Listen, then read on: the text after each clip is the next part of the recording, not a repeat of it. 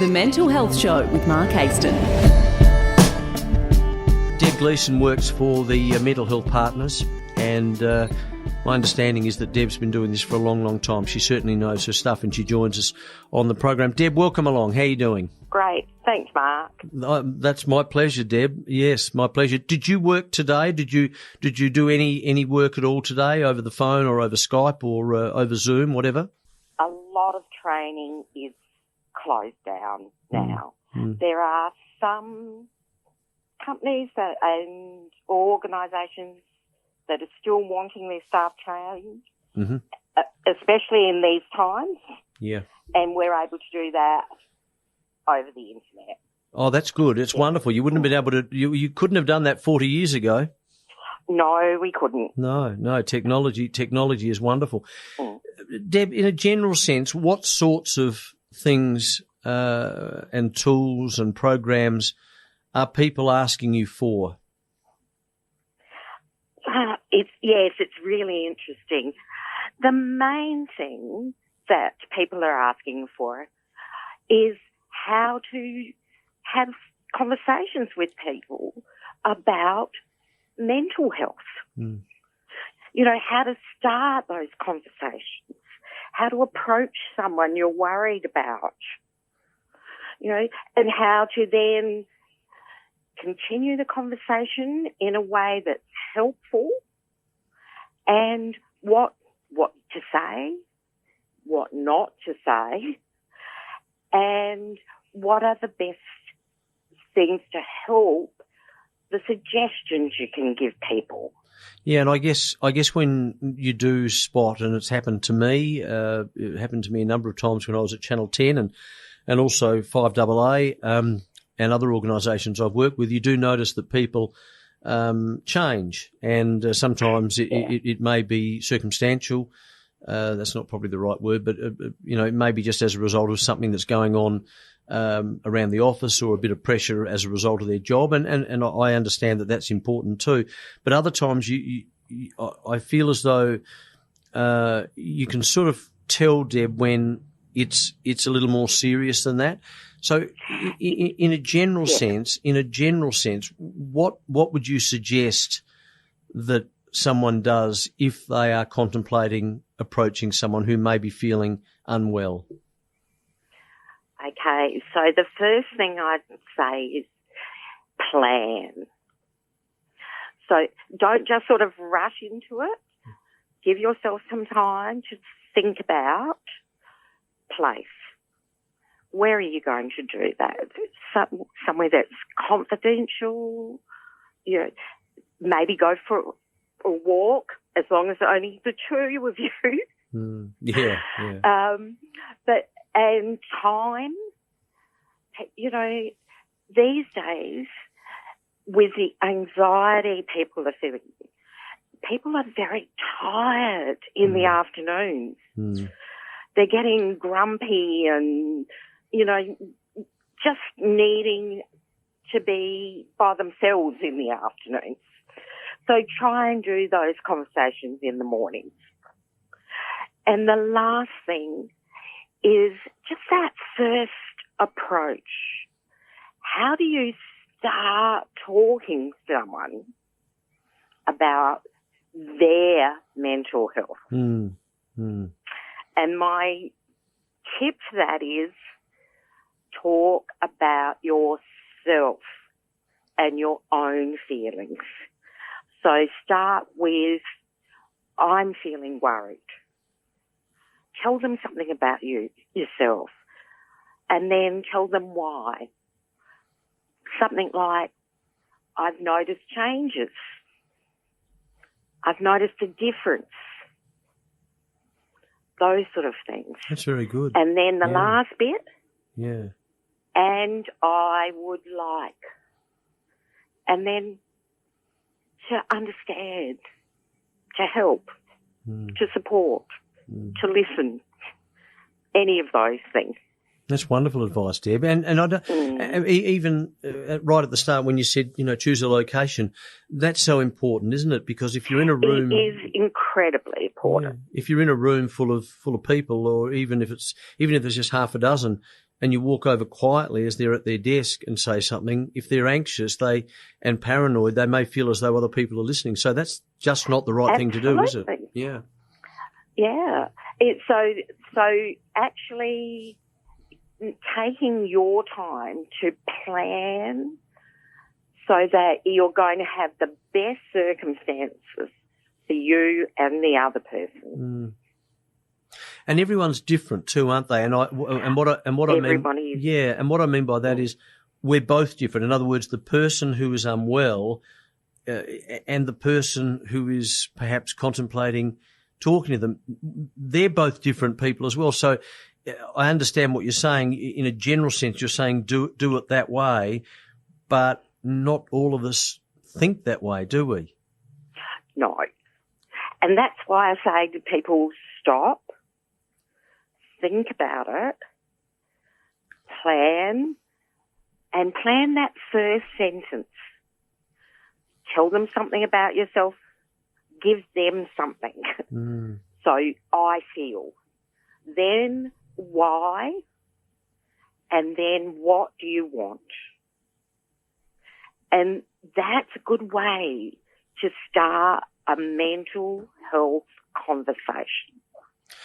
How long do you fear, perhaps a difficult question for you to answer, but how have you done any research on how long it takes the person that is unwell to trust that person? Is that too broad a question? I think it's an incredibly broad question. The only thing we can do is be genuinely yourself, and if you're approaching someone, obviously you're concerned. So it's great to say that to them. It's fine. And the more you give of yourself in the beginning, it's sort of like a reciprocity. They then feel more comfortable giving you something of themselves. And that makes absolute complete sense. What about a scenario here, Deb? What about if I'm the person that's unwell and someone approaches me and I simply say, no, I'm okay? What do you do there? The first thing, it's so important to hear the person's no. And to go, I hear your no and I respect it. Okay? Would you be able to tell me, is there a specific reason for the no? But don't disregard someone's no. Yeah. If someone says no, and then you approach them again in another couple of days, they'll feel more comfortable because they'll know this is a person who respects me. So listen to the no. What about for those who might not have the confidence themselves to approach someone? Would you advise that they speak to their next in charge or their boss about it? Absolutely. So we're all in this together, and noticing something about someone is as important as doing something. It's the first step. So if you notice something and you don't feel comfortable, tell somebody else. Lots of businesses these days have mental health first aiders. Yes. You know how we all have physical first aiders? Yes, I do, yeah. Yep. Well, lots of business have mental health first aid. So that would be your first port of call. Yeah. If you didn't have the confidence yourself. What we're talking about, Deb, is this the sort of thing that mental health partners teach organisations? Yes. We teach mental health first aid. Yeah. So a 12-hour course, which then allows the person to become a workplace mental health first aider. Oh, I see. Yeah. So if you went into a business, for example, I don't know. I mean, let's just simply say Channel 10, where I used to work, and I think there was, Yes. I think at one stage there was 130 people working there. Is it the people who want to be the mental health first aiders that do the course, or is the course open to everyone? That would depend on the organisation. We would always suggest that the people that want to do it are the best candidates. Yeah, of course, yeah. But, for some businesses that doesn't work well, so, they'll choose some people. We've trained people at the Submarine Corp, and they chose people that wanted to be mental health first aid. And to be a mental health first aid worker is it's a very responsible role. I mean, these days, incredibly. I would predict, unfortunately, you'd be quite busy. Yes, it's an interesting thing. Our first aiders are often the physical first aider as well in their workplace. Yeah, and they say to us, I use mental health first aid 5 to 10 times more often than I use physical first aid. Yeah, that doesn't surprise me. Doesn't surprise me at all. Give me an example of. Do you have sort of like micro courses where they're a breakaway from the main course? Yes, we do. So we do specific courses to talk to people who may be having suicidal thoughts. We do small courses for people who are using non-suicidal self-injury, which other people might call self-harm. Self-harm, yeah. To manage their mental health symptoms. Wow, that in itself is hard for me to fathom. I mean, I've had mental health issues all of my life. I'm a lot better now. Me too. Yeah, and so I sort of feel as though I've got a bit of a grasp on it all, but I've never really been able to understand self-harm. Is that quite prevalent, Deb? It's something that is still out there in our community, that some people who are in exquisite psychological pain find that self-injuring themselves helps. Is that right? Can you explain that? Are you able to just expand on that a little? Well, let's take one of the reasons that people self-injure, and that is a thing we call disassociation. So people who have been abused as children, their being to protect them uses a thing called disassociation. So here is my physical body, which is being abused. Yeah. But our being takes our psychological self away from that physical self, disassociates it. So you psychologically feel a very, very long way away from your physical body. Wow. And that helps children who are being abused. However, as those people grow up, whenever they are stressed, their being goes, I'll help you. Yeah. I'll disassociate you. And they find themselves a long way away from themselves. Wow. And self-harm, hurting themselves, can bring them back into their body. Isn't that extraordinary? And Deb, without, I'm reluctant to ask this question, but it strikes me as being perhaps an obvious one. Yep. When they're doing their self-harm, and I hope this doesn't offend anyone or upset anyone, but I think it's an important question. Are they intending to? They're not intending to kill themselves, are they? No, that's why the new name for it isn't self-harm. It's non-suicidal self-injury. Yeah. It's extraordinary. Just extraordinary. Yeah. But the majority of people, Mark, at the moment would be feeling anxious. Yes, I agree. Yeah. And you know what? That's perfectly reasonable. We shouldn't pathologise the fact that a lot of people are feeling anxious. Yeah.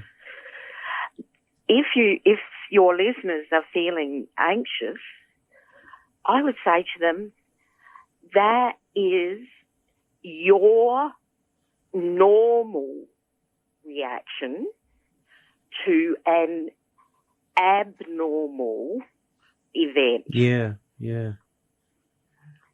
And you are not mentally unwell. It's very reasonable. That's a very, very important distinction, actually, because, and I'm very pleased that you brought that up. I hadn't even thought of asking you that. That's so important. People who are feeling unwell at the moment, or well, let me rephrase it, people who are feeling anxious at the moment are not necessarily people who I guess, suffer depression all their lives, for example. No. And yes, some people who are feeling anxious now may go on to develop an anxiety disorder. But not everyone. Yeah. In fact, not even most of us. Just some. And in other words, what you're saying here, you're alluding to the fact that once this is over, this issue that we're all going through, not necessarily straight away, but over time, people will get back to hopefully their normal lives and the way they feel normally. Yeah. You know, the people that went through the bushfires, many of them were feeling extremely anxious, but that was a normal reaction to an abnormal event. Yeah. So, That's interesting. Deb, if you don't mind me asking, what sort of things, if you don't mind me asking, this is quite personal, but what sort of things are you doing just to keep yourself as calm as you can? Okay. So I'm a woman who's lived with depression all my life. So I know some things that help me. The first one is gratitude. Yeah, I understand that. When I'm in a stressful situation, my depressed mind concentrates on the negative. So I need to consciously help myself see the positive. Yeah. So I keep a gratitude journal every single night, and I read it during the day if I forget, so that I'm I love it. consciously reminding myself that not everything is bad. Yeah, it's interesting you say that, because when I was in the Hayter Clinic, that's what we started doing, and I've been doing that ever since, basically. And there are certain things that I'm grateful for that I never ever would have even thought that I should be grateful for, like just putting my head down on a pillow that's clean. Having Jack up on my bed, having a roof over my head, whereas, when you get involved in life and you're running around and you've got a massively important job and you're earning a lot of money, the things you're grateful for are false. I've got a beautiful BMW, or I've got a, beautiful house in the eastern suburbs. Or, really, you can get right down to the minutiae, can't you? Hey, Deb, thank you. Yeah. This has been really enlightening and very helpful. So for those who are interested, who might be listening, who have a business and would like to get in contact with you, they can do that through the website, I take it? Yes, Mental Health Partners. Mental Health Partners, and any other detail, or is it simply that, Mental Health Partners, and just go to the contact page? Yeah, www.mentalhealthpartners.com. Deb, thank you. That was so enlightening, and I really appreciate it. And thanks for being at the top of the program. No problem. I really appreciate your commitment to having these discussions. Thanks, Deb. Have a lovely day and be safe. Okay, you too. See and listen to more now at thementalhealthshow.com. This podcast is part of the Ozcast Network.